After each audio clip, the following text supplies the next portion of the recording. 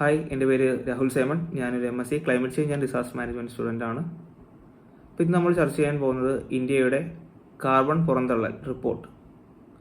ഇന്ത്യയുടെ കാർബൺ പുറന്തള്ളൽ ഈ വർഷം കുറഞ്ഞ വേഗത്തിൽ വർദ്ധിക്കുന്നു. ശ്രദ്ധേയമായ വിവരങ്ങൾ: ലോകത്തിൽ കാർബൺ ഡൈ ഓക്സൈഡ് പുറന്തള്ളുന്നതിൽ ഇന്ത്യ 3-ാം സ്ഥാനത്താണ്. പ്രതിവർഷം 3.2 ബില്യൺ ടൺ കാർബൺ ഡൈ ഓക്സൈഡാണ് ഇന്ത്യ പുറത്തുവിടുന്നത്. ഗ്ലോബൽ കാർബൺ പ്രൊജക്ട് പറയുന്നതനുസരിച്ച് 2024 രാജ്യത്തെ കാർബൺ പുറന്തള്ളൽ 4% വർദ്ധിക്കാനാണ് സാധ്യത ഉണ്ടായിരുന്നത്. എന്നാൽ അനുകൂലമായ മൺസൂൺ മഴ കാരണം എയർ കണ്ടീഷണറുകൾ പോലുള്ള തണുപ്പിക്കാനുള്ള ഉപകരണങ്ങൾ ആവശ്യം കുറഞ്ഞതും പുനരുപയോഗ ഊർജത്തിന്റെ റിന്യൂവബിൾ എനർജി ഉപയോഗം വർദ്ധിച്ചതും കാരണം ഈ വളർച്ച 1.4% പരിമിതപ്പെടുത്തി. ഇതിനെക്കുറിച്ച് കൂടുതൽ നമ്മൾ ചിന്തിക്കുകയാണെങ്കിൽ, ഫോസിൽ ഇന്ധനം പുറന്തള്ളലുകൾ കൃത്യമായി രേഖപ്പെടുത്തുന്ന ഗ്ലോബൽ കാർബൺ പ്രൊജക്ട് എന്ന ആധുനിക ഏജൻസിയുടെ കണക്കനുസരിച്ച് ആഗോള കാർബൺ പുറന്തള്ളൽ ഈ വർഷം 38 ബില്യൺ ടണ്ണായി, അല്ലെങ്കിൽ 1.1% വർധനവ് ഉയരുമെന്നും പ്രതീക്ഷിക്കുമ്പോൾ ഇന്ത്യയിലെ പുറന്തള്ളലുകളുടെ വളർച്ച 1.4% ആയിരിക്കുമെന്നാണ് കണക്കാക്കുന്നത്. ഇത് സമീപ വർഷങ്ങളിൽ വളർച്ചാ നിരക്കിനേക്കാൾ കുറവാണ്. 2024 ഇന്ത്യയുടെ പുറന്തള്ളൽ മുൻവർഷത്തെ അപേക്ഷിച്ച് 4% വർദ്ധിച്ചിരുന്നു. ഈ കുറഞ്ഞ വളർച്ചയ്ക്ക് ഭാഗികമായ കാരണം തണുപ്പിക്കാനുള്ള ആവശ്യകത കുറച്ച അനുകൂലമായ മൺസൂൺ മഴയാണ്. കൂടാതെ പുനരുപയോഗ ഊർജത്തിലെ ശക്തമായ വളർച്ച കൽക്കരി ഉപയോഗം കുറയ്ക്കുന്നതിലേക്ക് നയിച്ചതും ഒരു കാരണമാണ്. ആഗോള പുറന്തള്ളൽ പ്രവണതകൾ: ഗ്ലോബൽ എമിഷൻ ട്രെൻഡ്സ്. ചൈനയുടെ 2024 പുറന്തള്ളൽ 0.4% വർദ്ധിക്കുമെന്നാണ് പ്രവചനം. സമീപ വർഷങ്ങളിൽ അപേക്ഷിച്ച് ഇത് കുറഞ്ഞ വളർച്ചയാണ്. ഊർജ ഉപഭോഗത്തിലെ മിതമായ വളർച്ചയും പുനരുപയോഗ ഊർജത്തിലെ അസാധാരണമായ വളർച്ചയും ഇതിനായി കാരണമായി.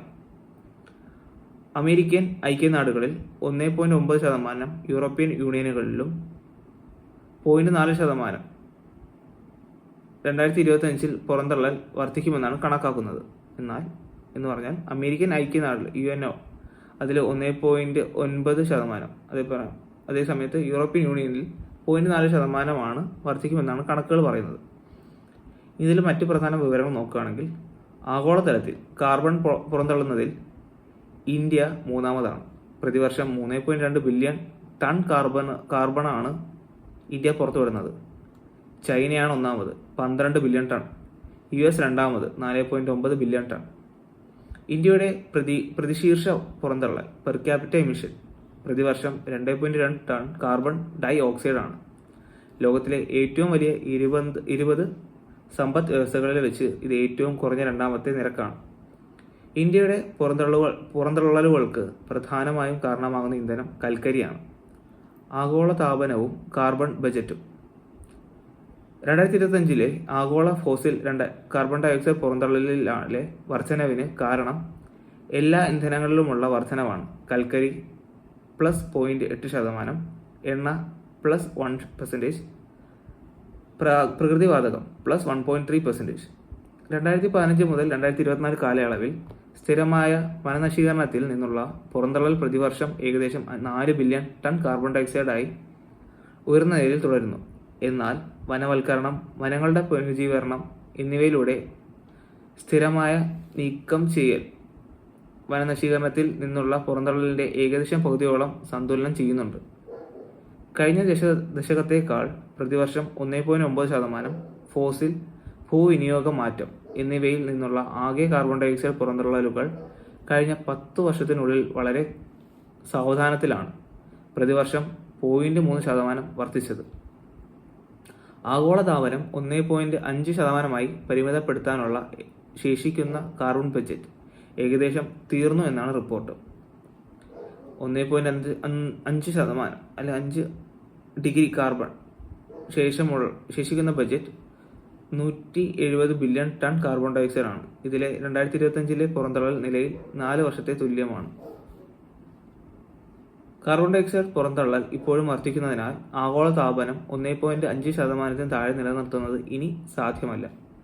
പഠനത്തിന് നേതൃത്വം നൽകിയ എക്സെറ്റയിലെ ഗ്ലോബൽ സിസ്റ്റംസ് ഇൻസ്റ്റിറ്റ്യൂട്ടിലെ പ്രൊഫസർ പിയർ ഫീൽഡിംഗ്സ്റ്റൺ പറഞ്ഞു, 1.5 ഡിഗ്രി എന്നുള്ള ശേഷിക്കുന്ന കാർബൺ ബജറ്റായ 170 billion ton carbon dioxide നിലവിലെ പുറന്തള്ളൽ നിരക്കിൽ 2030 മുൻപ് ഇല്ലാതാകും. കാലാവസ്ഥാ മാറ്റം ഇപ്പോൾ കരയിലെയും സമുദ്രത്തിലെയും കാർബൺ വലിച്ചെടുക്കാനുള്ള ശേഷി കുറയ്ക്കുന്നതായി ഞങ്ങൾ കണക്കാക്കുന്നു. പുറന്തള്ളൽ നാടകീയമായി കുറയ്ക്കേണ്ടതിൻ്റെ വ്യക്തിപരമായ സൂചനയാണിത്. മനുഷ്യനിർമ്മിത കാലാവസ്ഥാ മാറ്റത്തിൻ്റെ പ്രത്യാഘാതത്തിൽ നിന്ന് പ്രതിരോധം ശക്തിപ്പെടുത്തുന്നതിനുള്ള ചെലവുകൾ എങ്ങനെ വഹിക്കണമെന്ന് ചർച്ച ചെയ്യുന്നതിനോടൊപ്പം ഫോസിൽ ഇന്ധനങ്ങളുടെ ഉപയോഗത്തിൽ നിന്ന് മാറാനുള്ള പുരോഗതിക്കായി ലോക നേതാക്കൾ ബ്രസീലിലെ ബെലേമിൽ ഒത്തുചേരുന്ന സമയത്താണ് ഈ ഏറ്റവും പുതിയ കണക്കുകൾ പുറത്തുവരുന്നത്. Thank you.